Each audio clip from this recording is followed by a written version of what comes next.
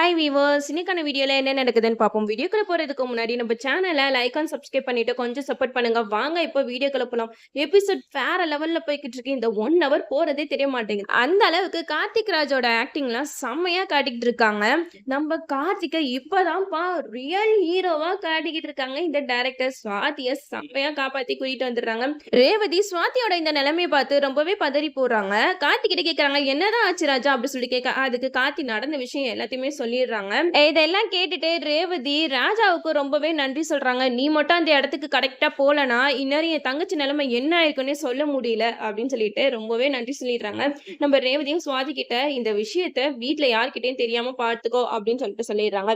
இந்த சைடு நம்ம ஜானகியா தான் காட்டிட்டு இருக்காங்க. ஜானகிக்கு வந்து ஒரு கனவு வருது. அந்த கனவுல கார்த்திக்கு பெரிய ஆபத்து வர மாதிரி கனவு வருது. உடனே ஜானகி எந்திரிச்சு, என்னது இது, ரொம்ப நாள் கழிச்சு நம்ம மாப்பிள்ள கனவுல வராரு, அது இல்லாம அவருக்கு ஆபத்து வர மாதிரி கனவு வருது அப்படின்னு சொல்லிட்டு கோயில்ல போயிட்டு பரிகாரம் பண்றதுக்காக கோயிலுக்கு போறாங்க. அங்க போயிட்டு சாமி முன்னாடி ஜானகி வந்து புலம்பிக்கிட்டு இருக்காங்க. தீபா தான் மாப்பிள்ளைய விட்டுட்டு போயிட்டா, ஆனா இப்ப எதுக்காக அவருக்கு இன்னும் கஷ்டத்துக்கு மேல கஷ்டம் வரணும், மாப்பிள்ளை நல்லா இருக்கணும், அதுக்காக நான் என்ன பரிகாரம் வேணாலும் பண்றேன் அப்படின்னு சொல்லிட்டு கடவுள்கிட்ட வேண்டிக்கிறாங்க. அங்க ஒரு குருக்கள் இருப்பாரு. அங்க போயிட்டு ஜானகி அவங்க கிட்ட பேசிக்கிட்டு இருக்காங்க.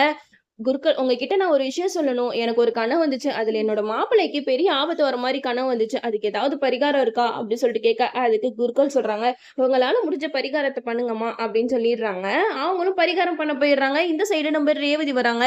ரேவதி பார்த்து குருக்கள் கேட்கறாங்க, என்னம்மா நீ தனியா வர அப்படின்னு சொல்லிட்டு கேட்க, அதுக்கு ரேவதி சொல்றாங்க, நம்ம ஊர் கோயில் தானே ஐயா, எனக்கு சாமி கும்பிடணும்னு தோணுச்சு, அதனால தான் நான் இங்க வந்தேன் அப்படின்னு சொல்லிட்டு குருக்கள் கிட்ட பேசிக்கிட்டு இருக்கும்போது ஜானகி பரிகாரம் பண்றதை ரேவதி பார்த்துக்கிட்டே இருக்காங்க.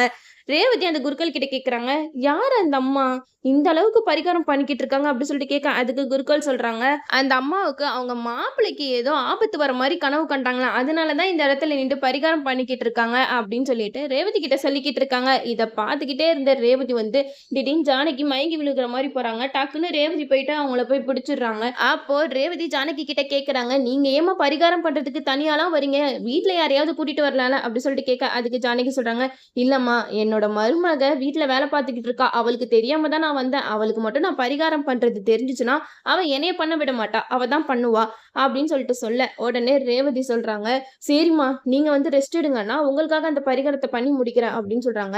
இதை கேட்ட ஜானகி வந்து ரொம்பவே அப்படியே திகச்சு போய் நிக்கிறாங்க. என்னது இது, இந்த காலத்துல இப்படி ஒரு பொண்ணா, இந்த பொண்ணுக்கு ரொம்ப மனப்பக்குவம் இருக்கே, ஆனா இந்த பொண்ணுக்கு கல்யாணம் ஆன மாதிரி தெரியுதே, இப்படி ஒரு குணவந்தியான ஒரு பொண்ணு தான் நம்ம மாப்பிள்ளைக்கு அமையணும், நம்ம ரொம்பவே ஆசைப்பட்டோம், இந்த பொண்ணுக்கு ஆனா ஏற்கனவே கல்யாணம் ஆயிடுச்சு அப்படின்னு சொல்லிட்டு ஜானகி வந்து யோசிக்கிட்டு இருக்காங்க. நம்ம ரேவதி வந்து எவ்வளவோ சொல்றாங்க பரிகாரம் பண்றேன்னு சொல்லிட்டு, கடைசியில அவங்க தான் இந்த பரிகாரத்தை கார்த்திக்காக பண்ணியிருக்காங்க. எப்படியெல்லாம் சேர்க்கிறாரு பாத்தீங்களா இந்த டைரக்டர். அவங்க வந்து கார்த்திக்காக தான் பரிகாரம் பண்ணிக்கிட்டு இருந்தாங்க. கடைசியில ரேவதி தன்னோட புருஷனுக்காகவே பரிகாரம் பண்ற மாதிரி ஆயிடுச்சு.